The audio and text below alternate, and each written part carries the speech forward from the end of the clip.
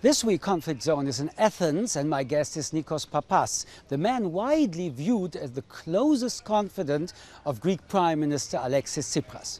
For years now, Greece's European partners have been calling on it to put its house in order. Still, the country's economy remains in disarray, and Athens is asking for more time and more money. But can Greece be trusted?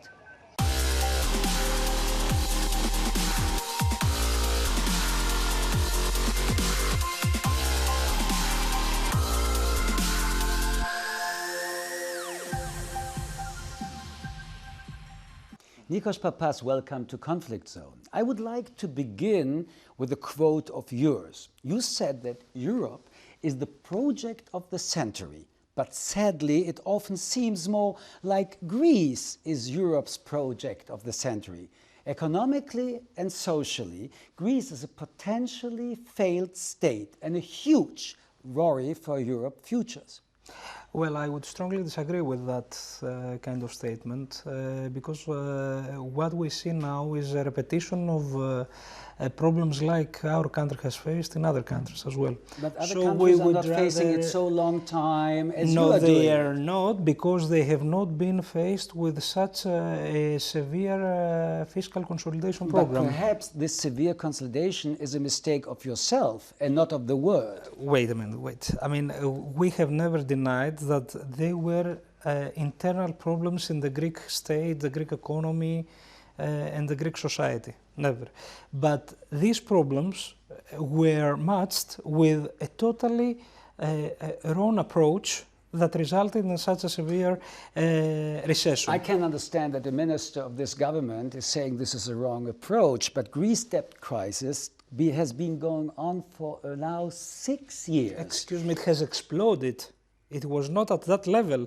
The Greek debt has gone to up to 180% of GDP but to be because honest, of the policies implemented. But to be honest, before it was not a paradise in Greece It with the was economy. not, but the debt, the public debt, and we have to take away the myths when we discuss about the crisis, because it is a very serious issue and we have to portray the truth as it is. Before the crisis, the Greek debt was something like 110, 120% of GDP.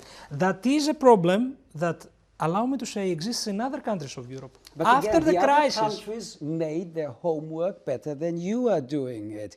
The constant emergency meetings are like a bad drama, with Athens simply repeating the same old line. Somebody is not learning the lesson. The Greek, or the creditors. I think that this is a question you could throw to me 1 year ago. Because if you follow very closely, and I'm sure you do, the discussion that takes place in Europe now, you will see many more people, many officials and institutions saying that Greece has done a good job. No. You have to let me finish now. You have to let me throw some numbers. You may not like it, or our viewers may not like it very much. But we have to tell them that Greece is the first country in absorbing European structural funds. 2, we have achieved a primary surplus, whereas the prediction of the program in July was a primary deficit of minus 0.25. We have achieved a primary surplus of 0.7. We have overreached the target for public revenues by 2 billion. Okay. We have restarted all major public works. So great, you don't need money anymore. You are over the financing needs. Let me tell you another perspective. There is another perspective. Yes, you haven't delivered the reforms agreed last July as a condition for another bailout package, this time worth, when we are speaking about numbers, 86 billion euros. Why not? Well, I don't think that this has anything to do with the truth. We have delivered whatever was agreed, and we will need considerably less than what was agreed initially. Why? Because we did manage to recapitalize our banks, not with 25 billion of public money, but with 5 billion of public money. And this was an initial... The IMF and the EU is saying you didn't do your homework. No. Otherwise, that is totally wrong. We would not discuss if you would have got the money. You are not getting the money because the EU has another opinion than you have. Let me quote one EU diplomat. He said, what is we his are name? undoubtedly heading for another very hot summer. Excuse me. What is the name of this diplomat? More long What is the drawn name out of this diplomat? negotiations, more brinkmanship. Let's look at some figures. Studies show that the shadow economy here in Greece represents up to a quarter of the nation's GDP. It's a massive loss of tax revenue. Right. Okay. I repeat, we have overreached the target of tax revenue, although I should not be commenting on anonymous officials, because this is 25%. right. It is the first time that such an effort has been put in tackling tax evasion, and we see the results. The first time in history of Greece. And this is why, officially, with their names on, please keep that in your mind, with their names on, Jean-Claude Juncker, Martin Schulz have been just saying what is true, that we have been doing better than what they were expecting. You have done a lot. But No. But it seems not to be enough. No. I have it's really not to repeat. enough I have for really to people repeat. that I have to repeat. do not repeat anonymous officials. And estimate, no, but I'm speaking with you about something which is very important. We are speaking about the shadow economy of your country. 25% of your economy is a shadow economy. An estimated 17 to 18 billion euros escape state coffers every year. Is your tax collection office in a permanent vacation? Well, that is another extreme expression that does not reflect reality. 25%. I don't know any country in Europe which is giving you money which has a 25% loss of a shadow economy. Well, there might be estimations. These have to be proved, and this is not the case. But I must tell you that even through the banking crisis that we went through, people have started using plastic money and electronic money in their cards even more. That's why we're in a position to collect VAT even in a better pace than previously. Second, we have done a great effort in getting hold of these various lists of people that have transferred their money abroad, and everybody is going through an audit and paying what they should have been paying. This is the first time it happens in Greece. But this is why it didn't happen in Greece because Greece had done so many efforts. It happened because the OECD is doing a lot of effort and giving you lists with Greece-rich people. And again, even the Greek-rich people... If you keep repeating that we're not doing anything, you are confronting reality. I'm not saying you are not doing anything. I think you are constantly saying that. But dear Mr. Pappas, I don't say that you are not doing anything. You are, but you do it for the sake of your profession, and I totally respect it. No. What we are discussing is that your homework you have to do is not done in time. That is not true. That is not true. I completely deny the statement. This statement is not true, and I think so. Okay, it so let's talk about it belongs to the past. So let us talk about a very important issue apropos homework. Let's talk about pensions. This is something that the IMF, the EU, is absolutely asking to reform. Latest Labour Minister figures say Greece spent 17.5% of its GDP on pensions. The European average is 11.5%. It's hard to sell that to European partners. Well, it tends to be not so hard because our European partners have engaged with the Greek authorities, discussed the pension reform which we will vote. This is the most important reform everybody wants to have. You have to stop interrupting me if you want to get an explanation, unless you don't want to get an explanation and an answer. We have engaged in discussion with our European partners, and we have reached an agreement, and we are pushing through the Parliament this weekend the most dramatic, the most important major pension reform that ever happened in Greece. 70.5%. Let me come to that number. No. Let me come to. Excuse me, because okay, this cannot go on. I'm sorry, guys. But no, honestly, I mean, I'm no not way. No. I'm going to stop it. Honestly. Okay, so but you have to stop interrupting me. Speak. Okay. Well, this figure reflects the total amount, almost the total amount we spend on social benefits and pensions.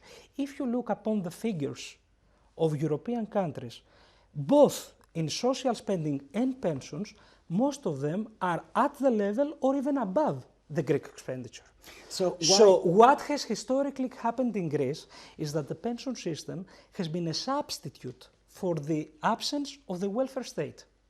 And this is what we are trying to correct now. So we are developing a transparent and fair social welfare state, and we are pushing through Parliament a major pension reform that will make the system fairer, socially just and sustainable. So let's talk about another issue about the pension funds. 1/4 of your 2.7 million pensioners retired below the age of 55.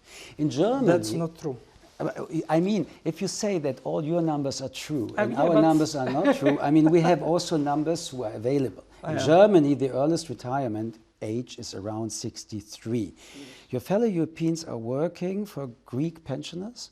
Well, not true again. I think that you're missing the latest study published by Handelsblatt, saying that only 5% of bailout money went to local expenditure and the rest was to cover other sorts of needs. This is not the time to discuss about it. We could talk around it in any case. I have to inform you that early retirement schemes have been phased out already with a law that we passed last July. And I'm sure the number that you just threw is again wrong, and I think we should refrain from reproducing misperceptions that have been established for so long. Then let's try to speak about the Info Institute. This is the Institute for Economic Research in Germany, a think tank.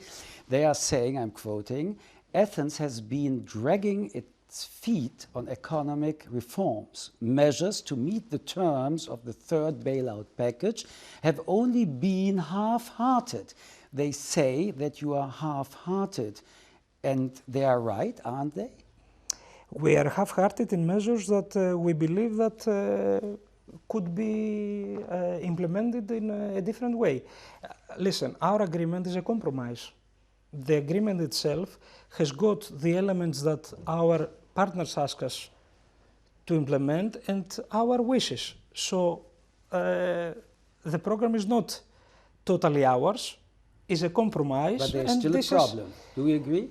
Excuse me? There is still a problem. Do we agree? The problem is that some people in the institutions want this negotiation not to conclude swiftly. Who is it? That is basically from the IMF. Why? You should ask them, I guess. But then again, let's change the perspective. I understand you have your perspective, but there are others. Let's talk about the OECD, the Organization for Economic Cooperation and Development. They say Greece could save its businesses hundreds of millions of euro a year and improve their competitiveness by reducing administrative burdens. Why are you going on that? Listen, the negotiations have been going on for very long, and there are a series of legislations that have been kept aside, like the development law, just because of the negotiations. It's because that we have not managed to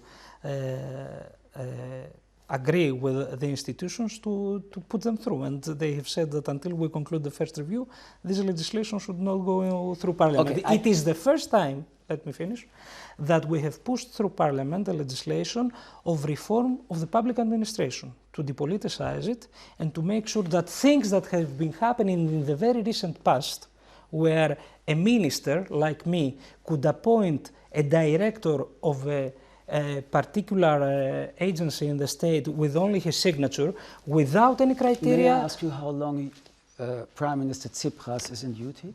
It's 15 months. 15 months. Why did you need 15 months to tell all that now? Why didn't you start with all your reforms you are just telling? We have already voted for that. Are you listening?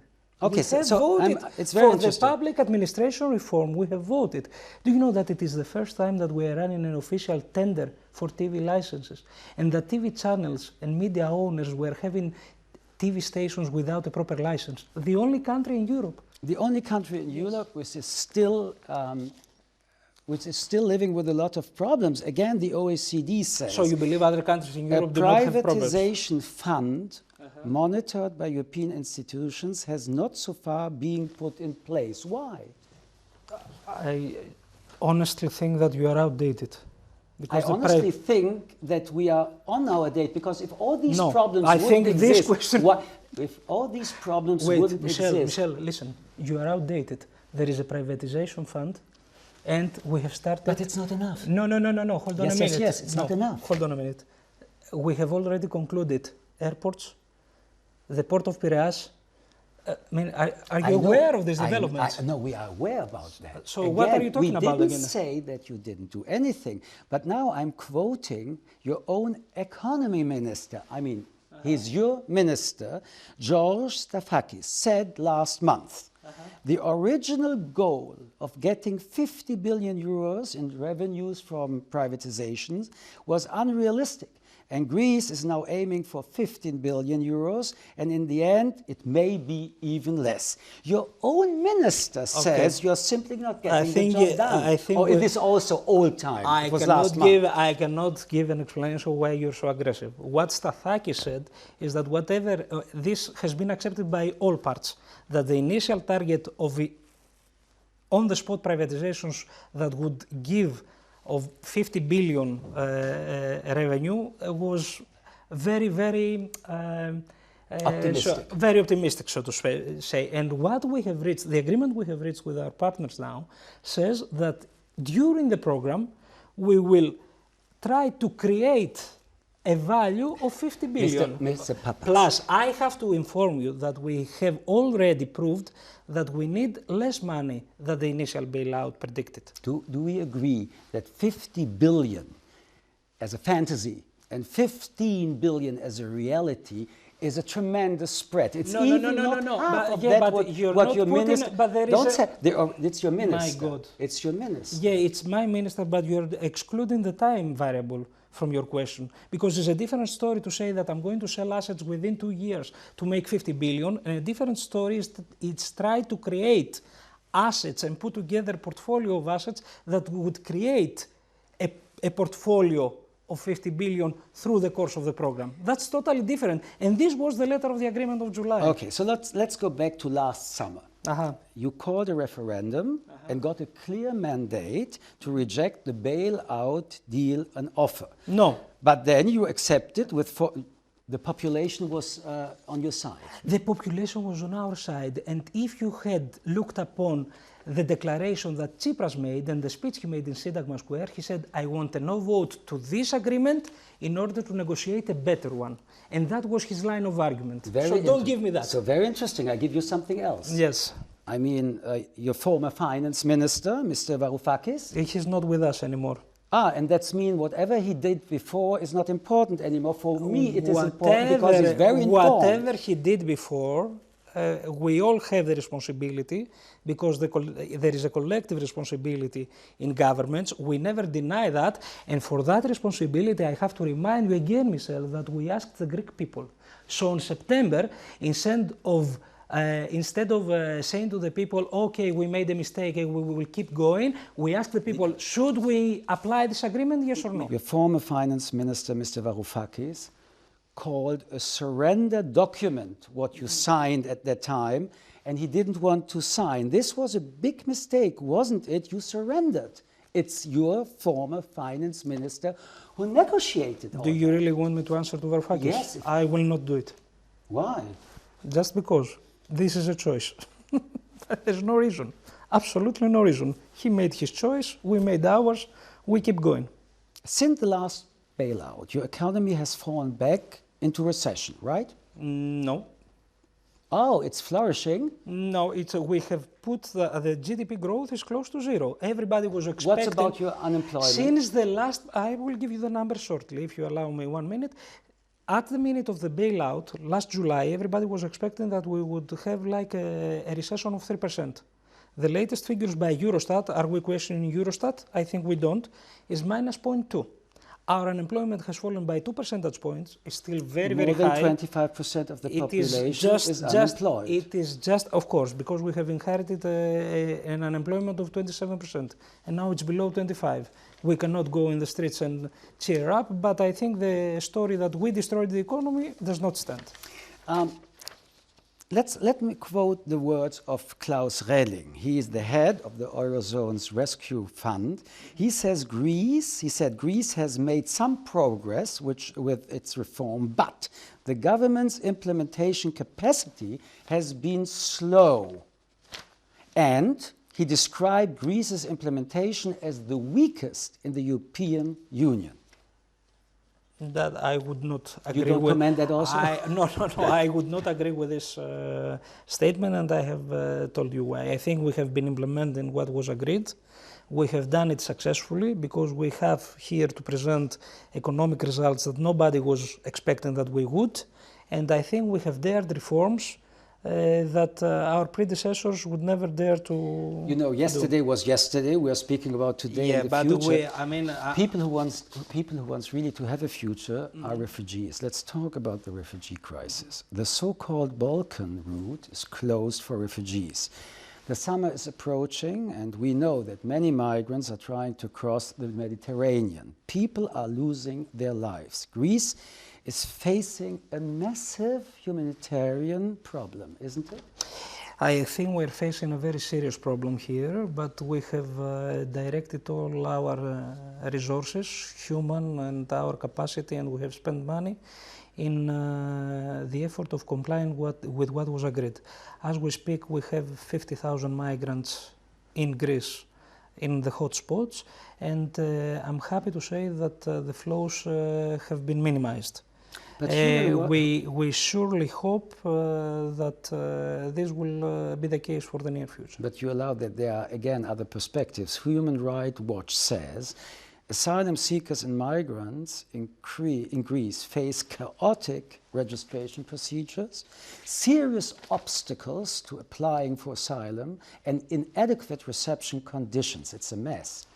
Well, I think that this might be the case initially, but it is not the case now. That we have proceeded very well with the help of our EU partners in organizing the registration procedure very well, and we had to handle a tremendous influx of migrants. So, I mean, we have very quickly developed a capacity to handle this problem, and I mean, there are hundreds of thousands of people that have crossed our border. So that's not the problem. A lot of people and countries like that they crossed the border, but still you have here, as you just mentioned, 50,000. Let's come back to Human Rights Watch. Greek authorities, they are saying, in coordination with the European Union, are automatically detaining all asylum seekers and migrants who arrive in the islands of Lesbos and Chios in deplorable condition. Why is this happening? Why are they saying this? I don't know why they are saying that, but I think if one visits the hotspots that we have developed, we will have a totally different idea. And there are problems in particular places like in Idomeni. But they were not speaking about Idomeni. Yes. They were speaking about Lesbos and Chios, where the situation is completely another one. No. I mean, I had the chance to visit Lesbos myself a few days ago, and this is not the case. Let's speak about your former minister for immigration. You don't like to speak about former ministers, no, right? That's no problem, but I will choose whether I will comment or not. Okay, so let's speak about former Minister of Immigration and Syriza member Tasia Christodoulopoulou is on record and is saying, this is an official quote, there are no immigrants on the streets of central Athens. These people are simply sunbathing. Sunbathing? A minister of your government is saying that? Sunbathing is not the accurate translation of the words she used, I'm afraid. So she never denied the translation? Yes, well, I'm telling you that sunbathing is enjoying myself in the beach. And you want to tell me that the refugees were enjoying the beaches? Yeah, what she said at that point is that there were migrants that were enjoying the sun outside. This is also your viewpoint. But no, my viewpoint is that she was not talking about the refugee crisis per se. She said that she was accused. She said, excuse me, people are simply, again, there are no immigrants on the streets of central Athens. Can we cut? But I'm sorry, this is a quote of her. She's a member of your party. Yeah, but I mean, you never accepted my explanation. I mean, I it is, did. Okay. But you can try a second time. The first one was not good enough for me. Let's try a second. I promise you a minute for this explanation. I promise. Well, I'm telling you again that this is a statement that portrays that there were people, maybe not refugees, maybe yes, we had an issue of immigration in the previous years that were enjoying the sun sometime in the day. So I just wonder what is wrong with the statement, honestly. I honestly wonder, well, what is wrong with somebody being a migrant and enjoying the sun outside? Could you tell me that? Can we exchange? Can I pretend to be... You're talking about refugees yes. who are coming through the sea, who lost a lot of people. Okay, I think it is very unfair to treat the Greek government and treat the Greek people as being ones that do not care. We have put a great effort. We have put a great effort, and the people that are kind of reproducing this kind of image for the country, I mean, they have put a great effort, and you should see yourself, if you go to Lesbos or Chios, you should see how well our population has been treating the migrants. Nikos, Pappas, thank you very much that you were welcome. Thank you.